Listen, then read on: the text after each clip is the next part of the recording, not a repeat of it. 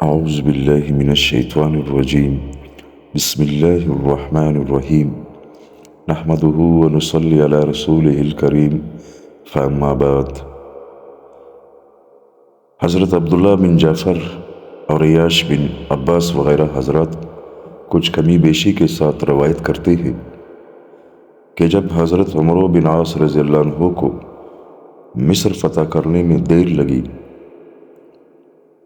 تو انہوں نے مدد طلب کرنے کے لیے حضرت عمر بن خطاب رضی اللہ عنہ کو خط لکھا۔ حضرت عمر نے ان کی مدد کے لیے 4000 آدمی بھیجے اور ہر 1000 پر ایک آدمی کو امیر بنایا، اور ان کو حضرت عمر بن خطاب نے یہ خط لکھا کہ میں آپ کی مدد کے لیے 4000 آدمی بھیج رہا ہوں، ہر 1000 پر ایک آدمی ایسا مقرر کیا ہے جو 1000 کے برابر ہے۔ وہ 4 حضرات یہ ہے: حضرت زبیر بن عوام، حضرت مقداد بن اسود بن عمرو، حضرت عبیدہ بن صامت اور حضرت مسلمہ بن مخلد رضی اللہ عنہم۔ اور آپ کو معلوم ہونا چاہیے کہ آپ کے ساتھ 12000 آدمی ہیں، اور 12000 کا لشکر تعداد کی کمی کی وجہ سے مغلوب نہیں ہو سکتا، کسی گناہ کی وجہ سے ہو سکتا ہے۔ حضرت ایاز اشعری رحمۃ اللہ علیہ کہتے ہیں، جنگ یرموک میں میں شریک تھا۔ اس جنگ میں مسلمانوں کے لشکر کے 5 امیر تھے: حضرت ابو عبیدہ، حضرت یزید بن ابی سفیان، حضرت شرجیل بن حسنہ، حضرت خالد بن ولید اور حضرت ایاز رضی اللہ عنہم۔ یہ حضرت ایاز دوسرے صاحب ہے، اس حدیث کے راوی نہیں ہے۔ حضرت عمر رضی اللہ عنہ نے فرمایا، جب جنگ ہو تو آپ لوگوں کے امیر حضرت ابو عبیدہ ہوا کریں گے۔ پھر ہم نے حضرت عمر رضی اللہ عنہ کو مدد طلب کرنے کے لیے خط میں یہ لکھا کہ موت بڑے جوش و خروش سے ہماری طرف بڑھ رہی ہے۔ انہوں نے ہمیں جواب میں یہ لکھا کہ مدد طلب کرنے کے لیے آپ لوگوں کا خط میرے پاس آیا ہے۔ میں آپ لوگوں کو ایسی ذات بتاتا ہوں جس کی مدد بڑی زوردار ہے اور جس کا لشکر ہر جگہ موجود ہے، اور وہ اللہ تعالیٰ کی ذات ہے، لہٰذا اسی سے مدد مانگو، کیونکہ حضرت محمد صلی اللہ علیہ وآلہ وسلم کی جنگ بدر میں مدد ہوئی، حالانکہ ان کی تعداد تم سے کم تھی۔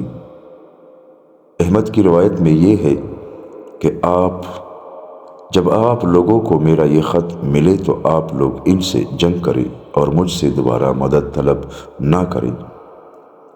راوی کہتے ہیں، ہم نے ان سے جنگ کی اور انہیں خوب قتل کیا اور انہیں 4 فرسخ یعنی 12 میل تک شکست دی، اور ہمیں بہت سا مال غنیمت ملا۔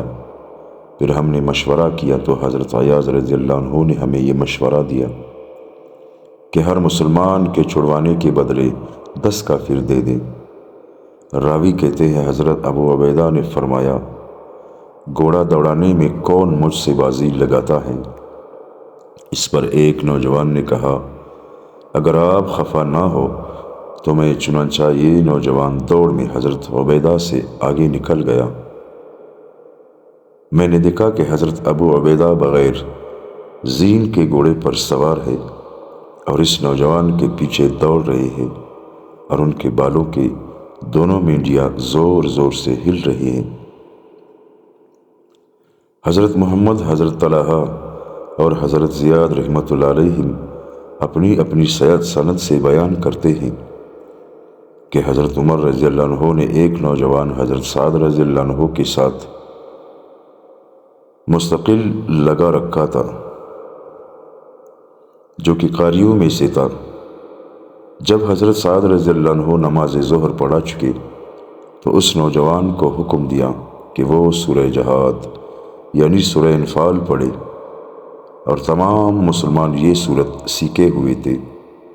چنانچہ لشکر کا جو حصہ قریب تھا، اس نوجوان نے ان کے سامنے وہ سورت جہاد پڑھی۔ پھر وہ سورت لشکر کے ہر دستے میں پڑھی گئی۔ جس سے تمام لوگوں کے دلوں میں ذوق و شوق بڑھ گیا اور سب نے اس کے پڑھتے ہی سکون محسوس کیا۔ حضرت مسعود بن خراش کی روایت میں یہ ہے کہ لوگ صورت جہاد سیکھے ہوئے تھے، اس لیے حضرت سعد نے لوگوں کو حکم دیا کہ وہ ایک دوسرے کے سامنے اسے پڑھیں۔ حضرت ابراہیم بن حارث رضی اللہ عنہ فرماتے ہیں حضور صلی اللہ علیہ وآلہ وسلم نے ہمیں ایک لشکر میں بھیجا اور ہمیں حکم دیا کہ ہم صبح اور شام افحسبتم انما خلقناکم عبثا سورہ مؤمنین آیت نمبر 115 پڑھا کریں۔ چنانچہ ہم یہ آیات پڑھتے رہے جس سے ہم خود صحیح سالم رہے اور ہمیں مال غنیمت بھی ملا۔ حضرت محمد، حضرت طلحہ اور حضرت زیاد رحمۃ اللہ علیہ اپنی اپنی سند سے یہ بیان کرتے ہیں کہ حضرت سعد رضی اللہ عنہ نے فرمایا آپ سب لوگ اپنی جگہ ٹھہرے رہے اور ظہر کی نماز پڑھنے تک کچھ حرکت نہ کریں۔ آپ لوگ جب ظہر پڑھ لیں گے تو میں زور سے اللہ اکبر کہوں گا، اس وقت آپ لوگ بھی اللہ اکبر کہیں اور تیاری شروع کر دیں، اور آپ لوگوں کو معلوم ہونا چاہیے کہ زور سے اللہ اکبر کہنا آپ لوگوں سے پہلے کسی کو نہیں دیا گیا اور یہ آپ لوگوں کو مضبوط اور طاقتور بنانے کے لیے دیا گیا ہے۔ پھر جب آپ لوگ دوسرے مرتبہ اللہ اکبر سنیں تو آپ لوگ بھی اللہ اکبر کہیں اور اپنی تیاری مکمل کر لیں۔ پھر جب میں تیسری مرتبہ اللہ اکبر کہوں گا تو آپ لوگ بھی اللہ اکبر کہیں، اور آپ لوگوں میں جو گھوڑے سوار ہے وہ میدان جنگ میں اترنے اور دشمن پر حملہ کرنے کے لیے پیدل ساتھیوں کا حوصلہ بڑھائے۔ پھر جب میں چوتھی مرتبہ اللہ اکبر کہوں گا تو آپ سب لوگ اکٹھے چل پڑیں اور دشمن میں گھس جائے اور لا حول ولا قوت الا باللہ پڑھتے رہے۔ حضرت محمد، حضرت طلحہ اور حضرت زیاد رحمۃ اللہ علیہ اپنی اپنی سند سے بیان کرتے ہیں کہ جب قاری حضرات آیات جہاد کی تلاوت سے فارغ ہو گئے تو حضرت سعد رضی اللہ عنہ نے زور سے اللہ اکبر کہا۔ اسے سن کر ان کے قریب والوں نے اللہ اکبر کہا۔ اس طرح ایک دوسرے سے سن کر سارے لوگوں نے اللہ اکبر کہا۔ اس سے لوگوں میں حملے کی تیاری کے لیے حرکت شروع ہو گئی۔ پھر حضرت سعد نے دوبارہ اللہ اکبر کہا تو لوگوں نے تیاری مکمل کر لی۔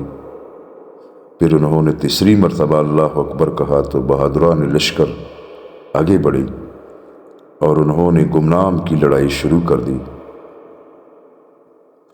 دوستو، اللہ تعالی ہم سب کو ان باتوں پر عمل کرنے کی توفیق عطا فرمائے۔ اس بیان سے ہمیں کیا سبق ملتا ہے؟ دوستو، اس بیان سے صحابہ کرام رضی اللہ علیہ اجمعین کی زندگی کو پڑھنا ہمارے لیے بہت ہی مفید ہے۔ اس بیان سے ہمیں یہ سبق ملتا ہے جیسا کہ حضرت عمر رضی اللہ تعالیٰ عنہ نے اپنے ساتھیوں کو خط لکھا کہ آپ کو ایسی ذات کے بارے میں بتاؤں گا جس کا لشکر ہر جگہ موجود ہے، یعنی اللہ تعالیٰ۔ تو اس کا مقصد یہ ہوا دوستو کہ ہمیں ہر حال میں اللہ تعالیٰ سے مدد مانگنی چاہیے، اور اللہ کے بغیر کوئی بھی ہمارا مدد نہیں کر سکتا۔ اللہ کی ذات پر ہمارا یقین ہر ٹائم ہر وقت ہونا چاہیے، اور ہر معاملے میں اللہ تعالیٰ سے ہم مدد مانگے تو ہمیں کہیں پر بھی اللہ تعالیٰ کی مدد مل سکتی ہے۔ ہمارا یقین اللہ پر ہو، ہمارا ایمان مضبوط ہو۔ اللہ پاک ہم سب کو ان باتوں پر عمل کرنے کی توفیق عطا فرمائے۔ آمین ثم آمین۔